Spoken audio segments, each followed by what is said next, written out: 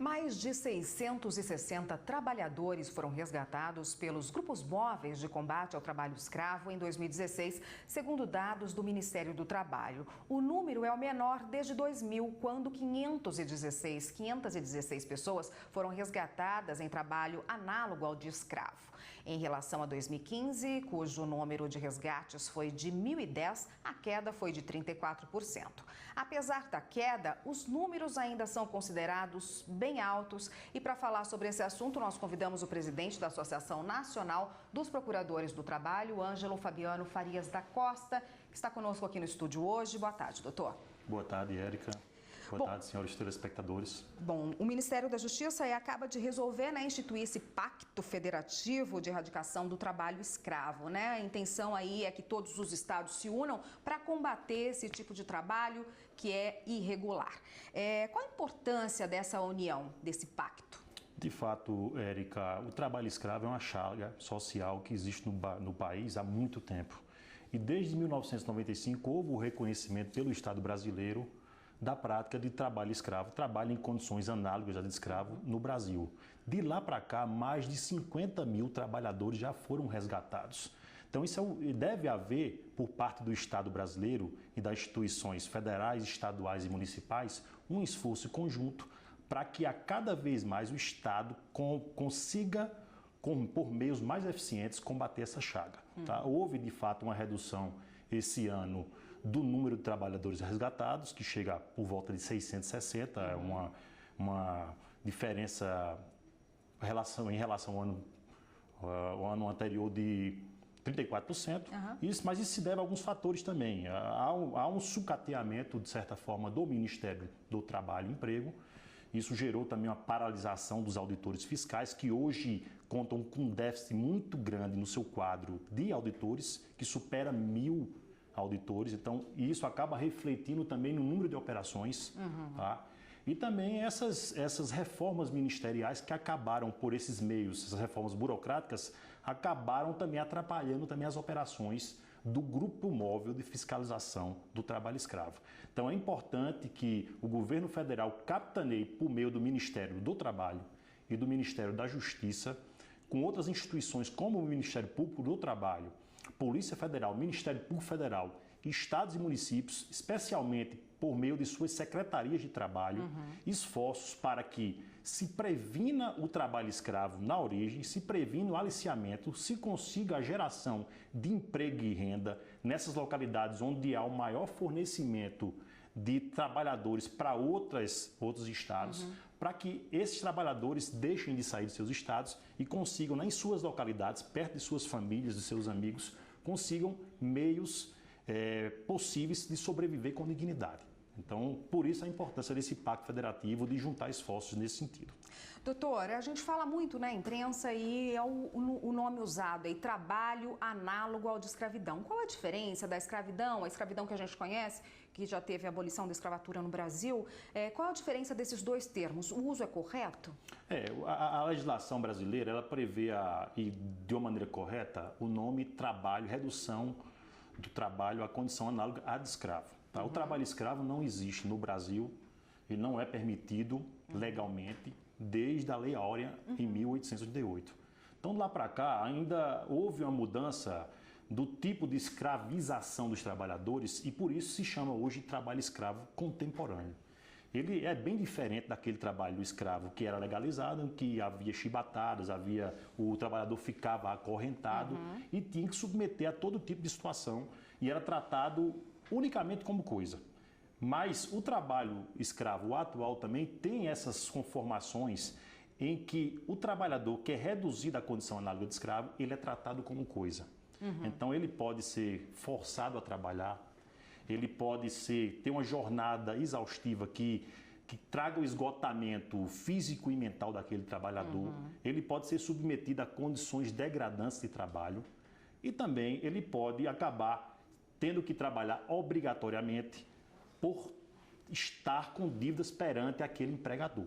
Então, por isso, hoje é uma sujeição pessoal do trabalhador àquele empregador. Por isso que a legislação prevê esse crime, que é um crime dos mais graves, que não fere apenas a liberdade. ele fere especialmente a dignidade do ser humano trabalhador. E é por isso que a gente tem essa luta, o Ministério do Trabalho e outras instituições têm essa luta contínua, permanente, para que haja, de fato, a redução, porque cada trabalhador que é resgatado, a sua dignidade, a sua cidadania também é resgatada. Por isso que é importante ter políticas públicas para que esses trabalhadores que são resgatados não voltem a ser aliciados e não voltem a ser submetidos a essa situação de trabalho análogo ao de escravo. A gente continua nesse assunto no próximo bloco, doutor. Só um minutinho, por favor.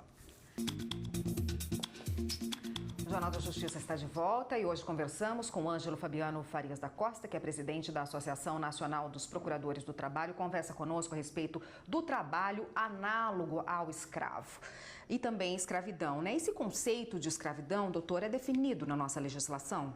Érica, com certeza é definido na nossa legislação. Nós temos uma legislação bastante avançada no Brasil, que é reconhecida, inclusive, internacionalmente, especialmente pela Organização Internacional do Trabalho. Então, hoje nós temos no artigo 149 do Código Penal a previsão do que é o crime de redução à condição análoga de escravo. E essa tipificação penal ela serve também para definição no aspecto civil e trabalhista do que é o trabalho escravo. E hoje nós temos 4 vertentes. Nós temos o trabalho escravo por trabalho forçado, quando o trabalhador ele está lá contra a sua vontade naquela situação. Ele tem a servidão por dívidas, que é chamado também um sistema de barracão ou truck system, em que o trabalhador ele acaba se endividando perante o empregador, porque é cobrado dele alimentação, é cobrado dele alojamento, é cobrado dele equipamento de proteção individual, é cobrado dele instrumentos de trabalho e qualquer tipo de situação aí que ele acabe devendo ao empregador e tenha que pagar com o seu próprio trabalho e ele nunca consegue pagar. Às vezes o trabalhador ele tem um adiantamento que é entregue à família para ele sair do local de trabalho onde ele é aliciado e aquela dívida também acaba, digamos, deixando ele numa situação de mais sugestão. Então essa é a servidão por dívida. E temos mais 2 situações que são o trabalho escravo em condições degradantes, que é o trabalho degradante, em que faltam condições mínimas de higiene, de saúde, de segurança, alojamentos em área de vivência, falta água potável, enfim. E que esse tipo de trabalho considerado como escravo é muito atacado, junto com a jornada exaustiva. A jornada exaustiva, os defensores da redução do conceito de trabalho escravo, e é importante dizer que tramita e já avança no Congresso Nacional um projeto que visa reduzir o conceito de trabalho escravo e tirar da sua conceituação do Código Penal o trabalho em condições degradantes e o trabalho por jornada exaustiva. E para nós isso representa um retrocesso social assim inimaginável e você vai contra todo avanço da legislação brasileira. Então é isso que a gente quer evitar, porque de fato há situações em que o trabalhador é tratado como coisa, ele acaba bebendo da água junto com animais, ele não tem banheiro para fazer suas necessidades fisiológicas, tem que utilizar o mato, alguma coisa assim, ele não tem um alojamento adequado, tem que viver numa barraca de lona e muitas vezes os empregadores vêm com esse argumento de que houve um excesso por parte da fiscalização, por parte do Ministério Público na caracterização e cabe a nós dizer que toda a fiscalização de trabalho escravo ela é feita por vários órgãos, Ministério do Trabalho, Ministério do Trabalho, Polícia Federal, Ministério Federal. E há uma delimitação técnica do que de fato representa, não é só um elemento, são vários elementos que justificam isso. E ainda, após isso, há o controle pelo Poder Judiciário. Então, se há uma condenação em cima daquelas provas colhidas na operação, de fato se mostra que houve o trabalho escravo. Então, cabe a nós refutar essa alegação de que trabalho em condições degradantes e jornada exaustiva não é trabalho escravo. Qual é a punição? Hoje, o empregador que é flagrado em situação de trabalho escravo, ele vai ter uma autuação do Ministério do Trabalho pela prática de trabalho em condições análogas de escravo. Ele vai ter que pagar todas as verbas rescisórias, que são o mínimo do trabalhador. Há uma rescisão indireta por justa causa do empregador. Além disso, tem que pagar um dano moral individual e um dano moral coletivo pelos danos que ele causou à sociedade, pelo descumprimento e também até pela prática da concorrência desleal. Que o empregador que utiliza do trabalho escravo, ele pega a sua ganância de tratar o ser humano como coisa Tá? E tem aquele enriquecimento ilícito em cima do trabalhador e acaba tendo essa concorrência desleal em cima de empresas que de fato cumprem a legislação trabalhista. Então, também tem esse dano moral coletivo. O empregador também pode ser incluído na chamada lista suja, que é um instrumento de prevenção e de repressão também importantíssimo, e é um instrumento que está suspensa sua divulgação, quer dizer, não é divulgada a lista suja pelo Poder Executivo desde 2014, quando houve uma decisão do ministro Lewandowski suspendendo, mas em maio de 2016 a ministra Carmen Lúcia restaurou a possibilidade de divulgação e desde então, ou seja, há mais de 6 meses, não há essa divulgação da lista suja pelo governo federal. O próprio Ministério do Trabalho já entrou com ação civil pública para resgatar a publicação dessa lista suja que mostra aqueles empregadores que submeteram trabalhadores a condições análogas de escravo e é bom ressaltar que há ampla defesa, há contraditório e há uma série de recursos que o empregador, só que o empregador, além de ele ter a visibilidade de que ele praticou e o prejuízo à sua imagem,